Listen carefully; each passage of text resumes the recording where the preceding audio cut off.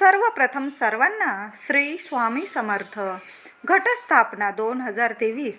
यावर्षी घटाचे विसर्जन कोणत्या शुभ मुहूर्तावर करावे? घट हलवताना कोणती वस्तू टाकून घट हलवावा? कोणत्या दिशेला प्रथम घट हलवावा? घटाच्या साहित्याचे काय करावे? या वर्षाचा दसऱ्याचा 2023 दसऱ्याचा शुभ मुहूर्त कोणता?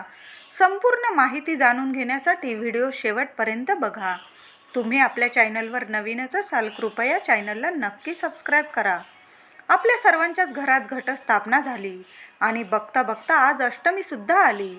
कुलाचाराप्रमाणे सप्तमीला अष्टमीला फुलोरा बांधला जातो. कडाकणीची माळ घटावर बांधण्याची काहींची प्रथा आहे. अष्टमीला कन्यापूजन करून संध्याकाळी आपल्या घरात छोटासा होम करावा. गाईच्या शेणीवर हा छोटासा होम करावा आणि गाईचे तूप घालूनच होम करावा. घरातील सर्व नकारात्मकता दूर होते. होमाचे भांडे तुमच्याकडे नसेल, एखादा तवा, लोखंडी कढाई घेतली तुम्ही होम करण्यासाठी तरीही चालेल. होम सामग्री पूजा दुकानातून आणावी. त्यात काळी तीळ आहे का नाही बघून घ्या. काळी तीळ नसेल होम सामग्रीमध्ये, त्यात थोडीशी काळी तीळ मिक्स करा आणि होमात थोडीशी काळी तीळ आणि होम सामग्री टाकून होम करा. तुमच्या घरातील सर्व नकारात्मकता, वाईट शक्ती, वास्तुदोष, पितृदोष, ग्रहदोष, तुमच्या कुंडलीतील दोष, काही घरात अडचणी येत असतील, संपूर्णपणे दूर होतील. होमानंतर एक नारळ देवीसमोर फोडावा. घरातील सर्वांनी तो नारळ प्रसाद म्हणून खावा. अष्टमीला कन्यापूजन, सवाष्ण पूजन करावे. खीरपुरी किंवा शिरापुरी, काळ्या चण्यांचा थोडासा प्रसाद म्हणून कन्यांना, सवाष्णींना भोजन द्यावे. कन्यांना आणि सवाष्णींना एक नारळ, तुमच्याकडे जेवढ्या सवाष्ण येतील, कन्या येतील, त्यातील एकीला जरी तुम्ही एक नारळ जरी दिलं तरी खूप शुभ ठरेल. तुम्हाला जर सर्वांनाच एक एक श्रीफळ, नारळ द्यायचे असेल, तुम्ही देऊ शकतात. त्यांच्या आवडीची एखादी भेट वस्तू देऊन त्यांचा मानपान करावा. कुळाचाराप्रमाणे काही ठिकाणी पूर्णांच्या 21 दिव्यांची महाआरती अष्टमीला केली जाते. कुळाचार पूर्ण करून महाआरतीनंतर एक नारळ देवी समोर फोडले जाते. म्हणून अष्टमीला तुमच्या घरात होम हवन करत असतील किंवा नसतील, आरती करत असतील किंवा नसतील, तरी पण आपण अष्टमीला देवीसमोर एक नारळ फोडायचा आहे आणि घरातील तो प्रसाद सर्वांनी खायचा आहे. नवमीच्या दिवशी किंवा दसऱ्याला काहींकडे प्रथेनुसार नवमी तिथीला संध्याकाळी नैवेद्य भोजनानंतर घट हलवले जातात, तर काही कुळात, काही घरांमध्ये दसऱ्याला देवीला पुरणाची परडी भरून नैवेद्य दाखवून घट हलवला जातो. आमच्याकडं रेणुका मातेची, माझ्या कुलदेवीची, मी रेणुका मातेची परडी भरून, पुरणाची परडी भरून नैवेद्य दाखवून मग घट हलवते. आमच्याकडं ही प्रथा आहे. ज्याची त्याची घराण्याची प्रथा वेगळी असते. काही ठिकाणी गोडधोड नैवेद्य केला जातो, काही ठिकाणी पुरणाचा नैवेद्य केला जातो. काहींना नाही जमलं ते बाहेरून नैवेद्य आणून देवीला दाखवतात. प्रत्येकाची परंपरा वेगळी असते. पुरणाची आरती करून, पुरणाची परडी भरून आरती झाल्यानंतर आपल्या कुलदेवीची प्रार्थना करून घ्या. आई, 9 दिवस आई तू माझ्या घरात सूक्ष्म स्वरूपात वास केला. माझ्याकडून, माझ्या परिवाराकडून ह्या 9 दिवसात काही चूकभूल झाली असेल, आई आम्हाला माफ कर. तुझ्या कृपेची, मायेची सावली कायम आमच्यावर राहू दे. पुढे नागघसणी करा. आई, पुढे नागघसणी करा. तुम्ही घट बसवलेले असतील, मंगल कलश भरला असेल, तिथे नागघसणी करून घ्या. दोघं नवरा बायकोंनी जरी नागघसणी करून घेतली तरीही चालेल. या आमच्या सेवेत काही चुकलं माकलं असेल 9 दिवसात, माफ कर आई, अशी मनापासून प्रार्थना करा. घरातील सर्वांनीच अशी प्रार्थना केली तरी अतिउत्तम. आई कायम आपल्या लेकरांना माफ करते, माया करते. आणि घट हलवण्याच्या आधी घटावर तुम्हाला 2 चमचे गोड दूध टाकायचं आहे. थोडंसं 2-4 चमचे दूध घ्या, थोडीशी चिमूटभर त्यात साखर टाका. साखर विरघळवून घ्या त्या दुधामध्ये आणि ते 2 चमचे दूध आपल्याला घट हलवण्याच्या आधी घटावर टाकायचं आहे. म्हणजे नारळावर तुम्ही ज्यात घट मांडलेले असेल तिथं तुम्हाला 2 चमचे हे गोड दूध टाकायचं आहे. यामुळे काय होतं ना, आपल्याकडनं 9 दिवस काही चूक भूल झाली असेल, संपूर्ण दोष निवारण होतात. हे दूध टाका तुम्ही 2 चमचे फक्त आणि मग घट हलवा. आई रेणुका मातेचा उदो उदो, आई अंबाबाईचा उदो उदो, तुमच्या कुलदेवीचा उदो उदो करून, आई माऊलीचा उदो उदो करून मग घट हलवावे. घटाचा नारळ असतो, तिथे 2 चमचे दूध टाका, आईचा उदो उदो करा आणि मग आपल्याला घट उत्तर दिशेकडे पहिल्यांदा घट हलवायचा आहे. उत्तर दिशा कुबेर महाराज माता लक्ष्मीची प्रिय दिशा आहे. तुम्ही जर घट उत्तर दिशेला हलवला तर घरात वर्षभर तुमच्या पैशाची, धनधान्याची, सुख ऐश्वर्याची भरभराट होईल. म्हणून घट हलवताना कधी पण तुम्ही जिथं घट बसवलेला असेल तिथं बघून घ्या नीट, उत्तर दिशा कुठल्या बाजूला येते आहे.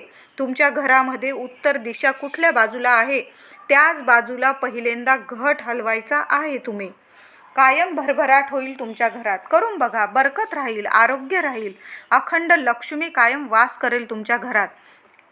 तर नंतर घट हलवल्यानंतर अखंड दिवा तसाच चालूच ठेवायचा आहे आपल्याला. जोपर्यंत चालू आहे तोपर्यंत दिव्याला हात लावू नका.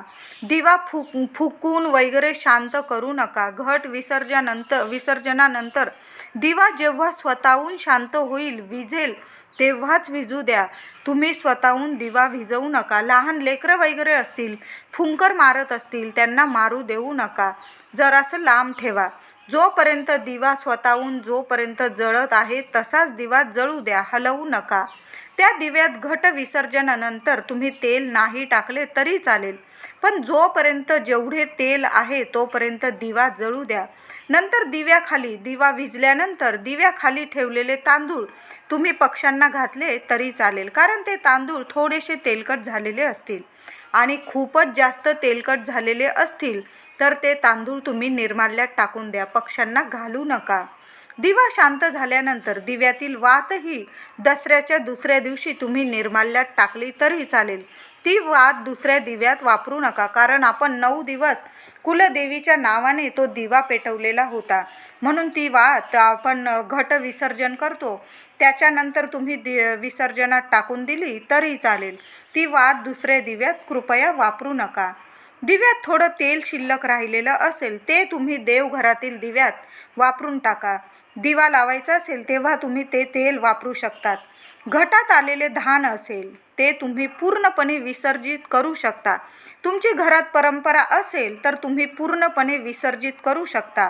आणि तुम्ही जर ते धान थोडंसं काढून घेत असाल, स्वामींना, कुलदेवीला आपट्याची पानं सोबत ते धान 2-2 धान जर तुम्ही स्वामींना, कुलदेवीला अर्पण करत असाल किंवा तुमच्या केसात धान माळत असाल, लावत असाल, तर तुम्ही थोडंसं धान घटातून आधीच विसर्जनाच्या आधी थोडंसं धान काढून घेऊ शकता. काही ठिकाणी दसऱ्याला धानाची माळ करून कुलदेवीला अर्पण केली जाते, घातली जाते. थोडेसे धान काढून त्यांची माळ तुम्ही कुलदेवीला चढवली तरी चालेल. पण तुमच्या घरात ही परंपरा नसेल, धान जर तुम्ही उपटत नसाल, तोडत नसाल परडीतून, तर नाही काढले तुम्ही तरी चालेल. जसेच्या तसे धानासहित घट विसर्जन केले तरी चालेल. तुमची परंपरा असेल धान काढून घेण्याची तर तुम्ही काढू शकता. काही जण थोडंसं धान तिजोरीत सुद्धा ठेवतात. अशी सुद्धा काहींकडं प्रथा आहे. तुम्ही आपल्या कुळाचाराप्रमाणेच करा. आपण आपल्या कुलदेवी स्वरूप नारळ, आता नारळ, घटातील नारळ आपल्याला विसर्जनच करायचं आहे. आपण आपल्या कुलदेवी स्वरूप नारळ घटात ठेवलेला आहे, म्हणून कधी चुकूनही घटावरील नारळ फोडून खाऊ नका.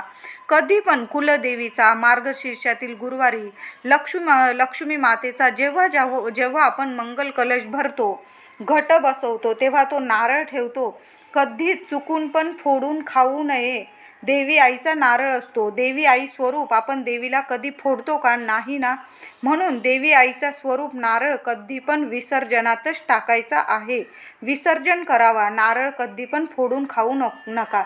मी काही ठिकाणी पाहिलंय, मार्गशीर्ष महिन्यातील गुरुवार 4 गुरुवार करतात आणि जेव्हा उद्यापन होतो त्यानंतर ते नारळ फोडून खाता. अतिशय चुकीची गोष्ट आहे. आपण जेव्हा नवरात्रीत घट बसवतो किंवा आपण मार्गशीर्ष महिन्यातील गुरुवारचे उद्यापन केल्यानंतर तो नारळ, देवीचा कलश भरलेला नारळ कधी पण फोडून खायचा नसतो. तो सरळ विसर्जनात वाहत्या पाण्यात टाकायचा असतो. घट भरलेल्या कलशातील पाणी, आता पाण्याचं काय करायचं?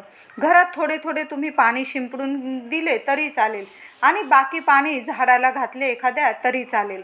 घटाजवळ ठेवलेली फळे घरात प्रसाद म्हणून खाऊ शकतात तरी चालेल. घरातले सगळ्यांनी ते प्रसाद म्हणून खाल्ले फळं तरी चालेल. आणि घटात ठेवलेला तो मटका असतो, तांबे असतो, मातीचा असेल तर तो एखाद्या झाड लावू शकता तुम्ही त्याच्यात, किंवा पक्ष्यांना पाणी पिण्यासाठी तो मटका ठेवून दिला तुम्ही तरी चालेल. तुम्हाला विसर्जनच करायचं असेल तुम्ही करू शकता. काही जण तांब्याचा तांब्या घेतात, मग त्यातील पाणी तुम्ही टाकून द्या आणि तुम्ही तो धुवून चून आपल्या देवघरात वापरला तरी चालेल. घटाला लावलेली विड्याची पानं, आंब्याची पानं निर्माल्यात टाकावी. देवीला 9 दिवस वेगवेगळ्या फुलांच्या पानांच्या माळा घातलेल्या असतील त्यासुद्धा तुम्ही निर्माल्यात टाका. काही ठिकाणी दसऱ्याच्या दिवशी किंवा काही ठिकाणी 9व्या दिवशी 9व्या माळेला घट विसर्जन केले जातात. घट हलवले की तुम्ही देवाची पूजा करू शकतात. देवघर स्वच्छ करून घ्या, कारण आपण 9 दिवस घरात देवांना घटी बसवले होते देवघरात, म्हणून आपण घटस्थापनेला पण देवघर स्वच्छ करून देवघटी बसवले होते. मग पुन्हा दसऱ्याच्या दिवशी देवांना अंघोळ घालून देवांची पंचोपचारे पूजा करून देवघरात स्थापना करावी. जागेवर ठेवा देवांना. घटाजवळील विड्याची पानं, खारी, खोबरं, बदाम सर्व निर्माल्यात टाकून द्या. काही ठिकाणी घट हलवताना लहान मुलांना बोलवतात, तर काही घरातील सर्वजण मिळून घट हलवतात. आणि दसऱ्याच्या दिवशी घट तुम्ही सकाळी किंवा संध्याकाळी, घट विसर्जनासाठी शुभ दिवस आहे. दसऱ्याचा दिवस संपूर्ण दिवस शुभ आहे. तुम्ही सकाळी किंवा संध्याकाळी घट विसर्जन करू शकतात. शुभ मुहूर्त म्हणजे पूर्ण दिवसभर शुभ मुहूर्तच आहे. काही ठिकाणी मी बघितलंय दसऱ्याच्या दुसऱ्या दिवशी घट विसर्जन करता, तर तसं करू नका. दसऱ्याच्या दिवशी संध्याकाळपर्यंत आपल्याला घट विसर्जन करायचेच आहे. आता विजयादशमीचा शुभ मुहूर्त बघून घेऊया दसऱ्याचा. तर विजयादशमीचा प्रारंभ होत आहे 23 ऑक्टोंबरला संध्याकाळी 5:44 तर समाप्ती होत आहे 24 ऑक्टोंबर दुपारी 3:15. दसऱ्याचा विजय मुहूर्त आहे 24 ऑक्टोंबर दुपारी 2:18 पासून दुपारी 3:04 या विजय मुहूर्तावर तुम्ही शुभ कामे करू शकता. गृहप्रवेश, वास्तुपूजन, भूमिपूजन, नवीन वस्तूंची खरेदी पूजन करू शकता. दसरा हा 3.5 मुहूर्तांपैकी एक शुभ मुहूर्त मानला जातो. महाकाली, महालक्ष्मी, महासरस्वती यांचा विजय उत्सव म्हणून साजरा केला जातो. महिषासुराचा वध याच दिवशी देवी आईनी, दुर्गा आईनी केला होता. रावणाचा वध देखील रामाने याच दिवशी केला होता. दसऱ्याला तुम्ही कुलदेवींना, स्वामींना आपट्याची पानं जेव्हा व्हाल, अर्पण कराल, एखादा गोड नैवेद्य स्वामींना घेऊन जा. तुम्ही पुरणाची पोळी नेली तर अतिउत्तम. स्वामींना तर प्रिय आहे पुरणाची पोळी. पुरणाची पोळीचा नैवेद्य दाखवा स्वामींना आणि आपट्याचे पानं व्हा स्वामींना अर्पण करा.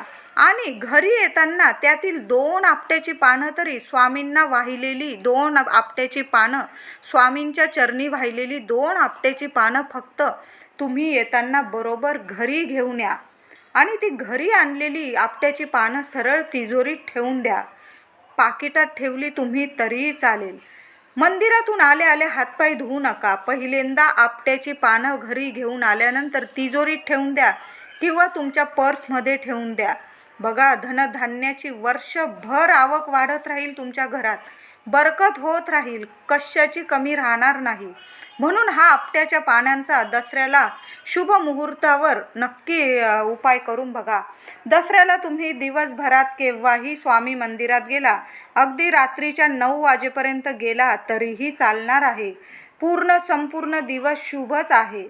तर आजचा व्हिडिओ आवडला असेल तर लाईक करा, शेअर करा, आपल्या चॅनलला नक्की सबस्क्राईब करा.